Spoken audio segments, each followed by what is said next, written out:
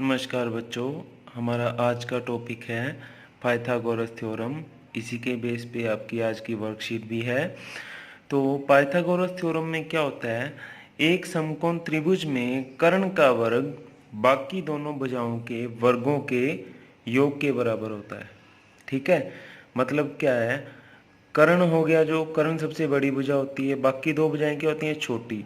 तो छोटी दोनों भुजाओं का योग, दोनों भुजाओं के वर्गों का योग क्या होगा, उनके कर्ण के वर्ग के बराबर होगा। ठीक है, तो अब हमें दिया क्या होगा, एक समकोण त्रिभुज एबीसी दिया है जिसमें कोण बी समकोण हमने मान लिया। कोण बी हमने क्या मान लिया, समकोण।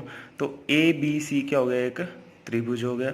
सिद्ध क्या करना है, कर्ण, कर्ण फिर समकोण के सामने वाला हुआ ए सी का वर्ग बराबर ए बी का वर्ग जमा बी सी का वर्ग। ठीक है, तो थ्योरम है, तो हम रचना इसमें क्या होगी, बी डी लंब ए सी हमने बनाया। ठीक है, जो बी डी है उसको ए सी पर क्या कर दिया, हमने लंब गिरा दिया। ठीक है, लंब बना दिया। हल क्या है, हल है, इससे पहले आपको एक चीज समझनी पड़ेगी, जो क्या है कि अगर दो त्रिभुजों में यदि दो कोण बराबर हों तो क्या होगा, वो समरूप होंगे। अब जैसे पी क्यू आर है, डी ई एफ है, तो पी क्यू आर में कोण पी क्यू आर 90 का है, इधर डी ई एफ में ई कोण 90 का है। ठीक है, एक कोण आर है, ये कोण एफ के बराबर है। तो दो कोण बराबर हैं, मान लो ये 90 ये 40, ये 90 और ये 40, 130 130 हो गया दोनों का। अब ये थर्ड एंगल कितने का होगा, फिर 50-50 का होगा। तो तीनों एंगल इक्वल मीन्स ये क्या हो जाएगी, एक त्रिभुज समरूप हो जाएगी। तो दो कोण बराबर हो, हमें तीसरा शो करने की जरूरत नहीं है। तो पी क्यू आर है वो डी ई एफ के क्या होगी, समरूप होगी। तो समरूप त्रिभुजों की संगत भुजाओं का अनुपात क्या होता है, बराबर। ये भी आपको याद रखना पड़ेगा कि जो त्रिभुजें समरूप हैं उसका लंब दूसरी के लंब के और उसका कर्ण दूसरी त्रिभुज के कर्ण के क्या होगा, समान अनुपात में होगा। ठीक है, तो हमने क्या लिखा, पी क्यू बटा में क्या होगा, डीई। ठीक है, और उधर पी आर बटा में डी एफ, ये क्या रहेंगे, समान अनुपात में रहेंगे। ठीक है, तो इसी पे बेस्ड आपकी ये थ्योरम है। हमने क्या लिया, हल लिया है त्रिभुज ए बी सी तथा त्रिभुज A D B, A B C और ए डी बी। लिखने का तरीका देखिए, ए पहले लिया है तो ए दूसरी त्रिभुज में भी पहले लिया है। ठीक है, इसमें दूसरे जगह पर क्या है, बी है, मतलब बी पर समकोण है, तो इधर भी हमें दूसरे पॉइंट पर क्या लेना पड़ेगा, समकोण। तो ए डी बी उधर ए बी सी हो गया। ठीक है, तो दोनों में कोण ए उभयनिष्ठ है, कॉमन है। कोण A B C A D B के क्या है, बराबर, क्योंकि दोनों 90 के हैं, ये 90 का है और ये बी कोण 90 का है। ठीक है, बड़ी में तो कोण कोण समरूपता से क्या हो गया, त्रिभुज ए बी सी और ए डी बी क्या हो गए, समरूप हो गए। अब ए बी का अनुपात किसके बराबर होगा, ए डी का। ए बी पहले दो लिए हैं, इधर से भी पहले दो लेंगे, ए डी। ठीक है, ए बी ए डी के अनुपात के बराबर। और जो ए सी है, ए सी बड़ी का क्या है, कर्ण, तो छोटी का कर्ण क्या है, ए डी बी का कर्ण क्या होगा, ए बी होगा, क्योंकि 90 के सामने वाला।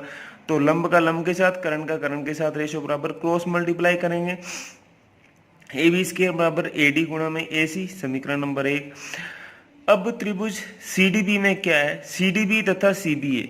सी डी बी, सी पे कौन है, डी पे 90 डिग्री का कौन है, और बी, फिर सी बी ए, पहले सी ले लिया, फिर बी पे 90 का कौन, मतलब दूसरे पॉइंट पे हमने 90 का कोण लिया, पहले पॉइंट पे सी कोण लिया है। ठीक है, तो अब सी और सी दोनों क्या हो गए, उभयनिष्ठ हो गए दोनों कोण। सी डी बी है कोण 90 का, ठीक है, और सी बी ए कोण क्या 90 का, सी बी ए बड़ी में 90 का है, सी डी बी छोटी में 90 का है। ठीक है, तो दोनों क्या हो गए, बराबर हो गए कोण। तो कौन कौन समरूपता से क्या हो गया, सी डी बी समरूप त्रिभुज सी बी ए। ठीक है, तो सी बी बटा सी ए, इधर से सी बी पहले और तीसरा पॉइंट लिया, इधर से सी ए पहला और तीसरा पॉइंट। ठीक है, इधर से सी डी बटा में सी बी, पहले दो पॉइंट, तो इधर से भी पहले दो पॉइंट, क्रॉस मल्टीप्लाई कर लिया, सी बी स्क्वायर बराबर सी डी गुना में सी ए हो गया हमारे पास। अब पहली और दूसरी समीकरण को हमने क्या कर दिया, vertically add, a B square plus c b square हो गया यहाँ पे। ठीक है, इधर क्या होगा, ए डी गुना a c plus c d गुना सी ए, ए डी गुना a c plus c d गुना सी ए। इस सी ए को हम क्या लिख सकते हैं, ए सी ही लिख सकते हैं। ठीक है, तो A B square plus B C square लिख सकते हैं इसको। इधर से दोनों में से क्या कॉमन आ गया, ए सी कॉमन आ गया, अंदर बच गया a d plus c d. तो a d plus c d a c हो गया, ए सी गुणा में ए सी स्क्वायर, तो A B square plus B C square बराबर ए सी स्क्वायर। बहुत इंपॉर्टेंट थ्योरम है आपकी पाइथागोरस थ्योरम। अब हमारे पास पाइथागोरस प्रमेय का विलोम है। यदि किसी त्रिभुज में एक भुजा का वर्ग अन्य भुजाओं के वर्गों के अन्य दो भुजाओं के आएगा यहाँ पर, ठीक है, अन्य दो भुजाओं के वर्गों के योग के बराबर हो तो पहली भुजा के सामने का कोण क्या होता है, समकोण होता है। ठीक है, मतलब अगर आपके पास इसका प्रूफ नहीं है, आपके पास इसका प्रूफ नहीं करना आपने, ठीक है, आपको नहीं आएगा। 3 4 5 3 हमें भुजाएं दी हैं तो 3 का वर्ग 4 का वर्ग कर लो, छोटी दो भुजाओं का कर लिया करो। 9 प्लस में 16 कितना आ गया 25, तो 25 है वो 5 के वर्ग के बराबर होता है, तो यस ये क्या बनाएगी, समकोण बनाएगी। ठीक है, 5 के सामने का कोण समकोण होगा। 3 4 6, 3 स्क्वायर प्लस 4 स्क्वायर 9 और 16 25, 6 के स्क्वायर के बराबर नहीं है, तो ये क्या आएगा 9, मतलब नहीं बनाता है। ठीक है, ध्यान रखिएगा। बस ये आज आप